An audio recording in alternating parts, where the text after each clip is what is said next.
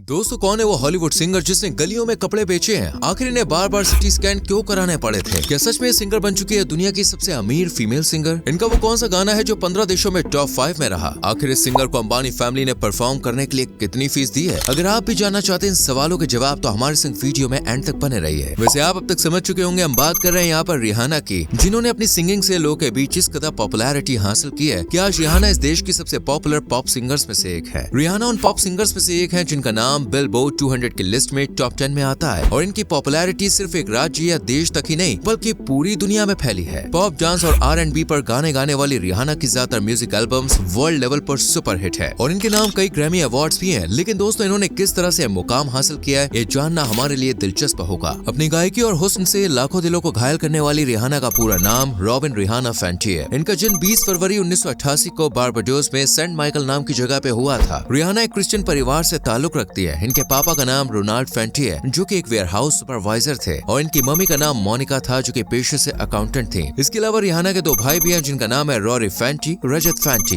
Rihanna Bridgetown की गलियों में अपने माता पिता के संग कपड़े बेचा करती थी। उस समय उनके पापा शराब और कोकीन के नशे के आदी थे, और इससे रिहाना का बचपन काफी हद तक प्रभावित हुआ, और साथ ही उनके माता पिता के रिश्ते भी एक दूसरे से ठीक नहीं थे। रिहाना के पिता उनकी माँ के साथ डोमेस्टिक वायलेंस किया करते थे, जिसकी वजह से उन दोनों में काफी झगड़ा होता था, और रिहाना को झगड़ा सुलझाना पड़ता था। अपने घर के हालातों से परेशान रिहाना, जो कि अभी एक बच्ची थी, उन्हें सर दर्द की शिकायत रहने लगी। डॉक्टर्स को लगा कि उन्हें शायद ट्यूमर है, क्योंकि उनके सर का दर्द कम नहीं हो रहा था, इसलिए उन्हें कई बार सिटी स्कैन भी करवाना पड़ा। 14 साल की उम्र में रिहाना के मम्मी पापा का डिवोर्स हो गया और उनके पापा ने दूसरी शादी कर ली। रिहाना की तबीयत में भी अब काफी सुधार होने लगा था। रिहाना ने अपनी पढ़ाई Charles F Broome memorial primary और कॉम्बर मेयर स्कूल से पूरी की, और आपको जान के हैरानी होगी, उनके साथ ही इंटरनेशनल क्रिकेटर कार्लोस ब्रैथवेट और क्रिस जॉर्डन थे। रिहाना शुरू से ही हाई स्कूल के बाद ग्रेजुएशन करना चाहती थी, लेकिन उन्होंने इसे छोड़कर सिंगिंग में करियर बनाना बेहतर समझा। आपको बता दें, साल 2003 में अपने होम टाउन बारबाडोस में अपने 2 फ्रेंड्स के साथ मिलकर एक म्यूजिक बैंड बनाया इन्होंने, जिसके बाद इन्होंने 15 साल की उम्र में एक सिंगिंग ऑडिशन के दौरान American record producer Evan Rogers के सामने ऑडिशन दिया। एवान रिहाना के ऑडिशन से इतने ज्यादा इंप्रेस हुए कि उन्होंने रिहाना की मम्मी के संग मीटिंग की और फिर रिहाना को कुछ डेमो रिकॉर्ड करने के लिए यूएस में अपने होम टाउन आने का इन्विटेशन दिया। एवान के साथ रिहाना ने पॉन डी रिप्ले और द लास्ट टाइम नाम के 2 गानों को डेमो के तौर पर रिकॉर्ड किया, जिन्हें रिकॉर्ड लेवल पर भेजा जाता था। आपको बता दें, रिहाना रिकॉर्डिंग रुक रुक कर किया करती थी, जिस वजह से उन्हें 1 साल लग गया, क्योंकि वो स्कूल की छुट्टियों के दौरान ही रिकॉर्डिंग कर पाती थी। इसके बाद इसी साल अमेरिकन संगीतकार और म्यूजिक प्रोड्यूसर कार्ल स्टेन और एवान रॉजर्स की production company syndicated rhythm production ने रिहाना को साइन कर लिया। इसके बाद फेमस डेफ जैम रिकॉर्डिंग्स नाम की रिकॉर्डिंग लेवल कंपनी की CEO और प्रेसिडेंट ने उनके डेमो सॉन्ग्स को सुना और उन्हें अपने रिकॉर्डिंग लेबल के लिए ऑडिशन देने के लिए इन्विटेशन भेजा। ऑडिशन में रिहाना ने व्हिटनी ह्यूस्टन का for the love of you का कवर गाया। अमेरिकन रैपर, संगीतकार और रिकॉर्ड प्रोड्यूसर JZ उनकी आवाज से काफी इंप्रेस हुए और अपनी company Def Jam recordings company में रिहाना के साथ कॉन्ट्रैक्ट साइन कर लिया। इसके बाद इन्होंने डेफ जैम रिकॉर्ड कंपनी के साथ 6 एल्बम्स की डील की, और साथ ही रिहाना ने कई प्रोड्यूसर्स के साथ भी डील की। 2005 में इनके द्वारा गाया गया demo song Pon de Replay को उनके डेब्यू गानों के रूप में रिलीज किया गया। रिहाना का ये गाना दोस्तों वर्ल्ड वाइड सुपर हिट साबित हुआ और 15 देशों में ये गाना टॉप 5 में रहा। US billboard hot songs 100 chart में गाना दूसरे नंबर पे रहा था। ये गाना यूएस के क्लब्स में भी काफी सुपर हिट हुआ और बिलबोर्ड डांस क्लब सॉन्ग्स में नंबर 1 पे रहा। इसके बाद इसी साल 2005 में रिहाना की music of the sun album release हुई, जो कि बिलबोर्ड 200 के चार्ट में नंबर 10 पर रही। आपको जान के हैरानी होगी कि इस एल्बम की 2 मिलियन यानी 20 लाख कॉपीज वर्ल्ड वाइड बिकी थी, लेकिन इसके बाद उनका single song if it is love that you want ये फ्लॉप साबित हुआ। देन रिहाना की एक और एल्बम आई जिसका नाम अ गर्ल लाइक मी था। ये वर्ल्ड वाइड हिट हुई और पहले हफ्ते में इसकी 1,15,000 कॉपीज बिकी। इसके बाद रिहाना की 2007 में आई album good girl gone bad गाना और अम्ब्रेला वर्ल्ड वाइड ब्लॉकबस्टर साबित हुआ और इसके worldwide 8 million copies sale हुई। रिहाना ने इसी साल good girl gone bad tour नाम से यूएस, कनाडा और यूरोप में लगभग 80 शो किए। इस एल्बम की सफलता के कारण रिहाना को 2008 में ग्रैमी अवार्ड के लिए नॉमिनेट किया गया और इसी एल्बम के अम्ब्रेला गाने के लिए रिहाना को ग्रैमी अवार्ड मिला। साल 2009 की शुरुआत में रिहाना ने अपने चौथे स्टूडियो रेटेड आर पर काम करना शुरू किया। रेटेड आर 2009 को रिलीज किया गया था नवंबर के महीने में। आपको बता दें, रेटेड आर में रिहाना ने अपनी आवाज को और भी ज्यादा दमदार बनाया और इस सॉन्ग ने यूएस बिलबोर्ड 200 चार्ट पर नंबर 4 से अपनी शुरुआत की।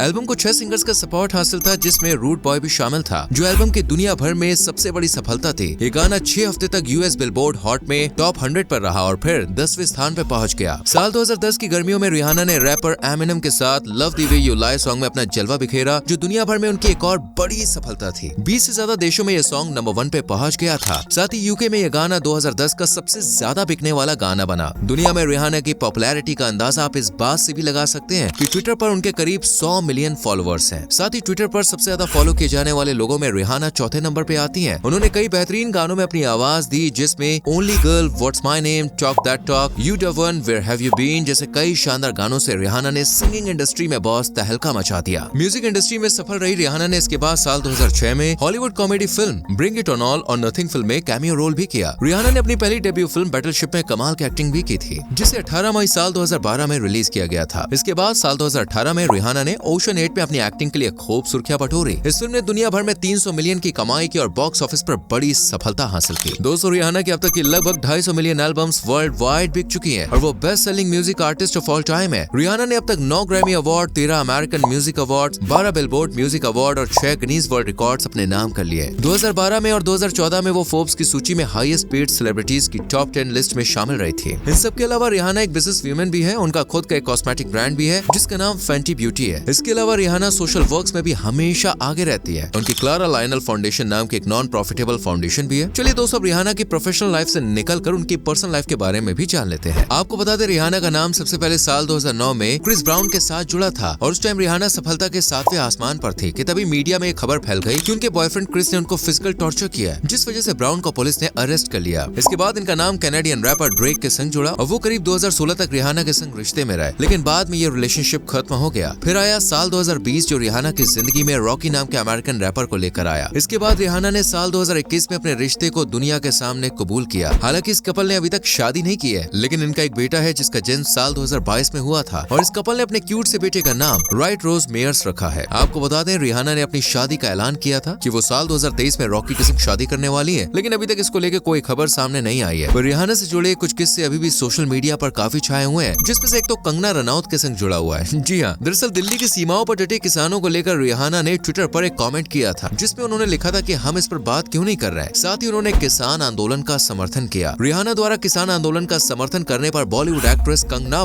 भड़क उठी। उन्होंने तुरंत ही रिहाना को ट्विटर पर जवाब दिया और कहा कि कोई भी बात इसलिए नहीं कर रहा क्योंकि ये किसान नहीं आतंकवादी है जो भारत को बांटना चाहते हैं ताकि चीन हमारे देश पर कब्जा कर ले और यूएसए जैसी चाइनीज कॉलोनी बना दे। शांति से बैठो बेवकूफ, हम तुम्हारे जैसे मूर्ख नहीं है जो अपने देश को बेच दे। कंगना ने रिहाना को बेवकूफ कहते हुए इस मुद्दे पर शांत रहने की हिदायत दी थी। उस टाइम भी रिहाना काफी ज्यादा चर्चा में आ गई थी। वहीं रिहाना अभी अनंत अंबानी और राधिका मर्चेंट के प्री वेडिंग सेलिब्रेशन को लेकर भी काफी चर्चाओं में बनी हुई है। ऐसा बताया जा रहा है कि रिहाना इस प्री वेडिंग सेलिब्रेशन में अपनी अदाओं का जलवा बिखेरी है। ये सेलिब्रेशन दोस्तों 1 से 3 मार्च तक चला। वहीं रिहाना ने पहली बार इंडिया में परफॉर्म किया है और इनकी परफॉर्मेंस के लिए इनको करीब 40 से 60 करोड़ के बीच में पेमेंट किया गया है। एग्जैक्ट फिगर इसके बारे में मिला नहीं है, कोई 40 बोल रहा है, कोई 50 और यहाँ तक कि कोई 70 भी बोल रहा है, लेकिन भाई साहब इनको भारी भरकम रकम दी गई है। वैसे कुछ भी कहिए यार, लेकिन रिहाना के लिए फैन से लेकर सेलिब्रिटी तक का प्यार बढ़ता ही नजर आ रहा है। इस वजह से आज रिहाना का नाम हर सेलिब्रिटी से लेकर बच्चों तक की जुबान पर है। बस इसी कामयाबी को हासिल करते हुए आज रिहाना अरबपति बन चुकी है। जी हाँ, फोर्ब्स के अनुसार इनकी कुल संपत्ति दोस्तों 12,600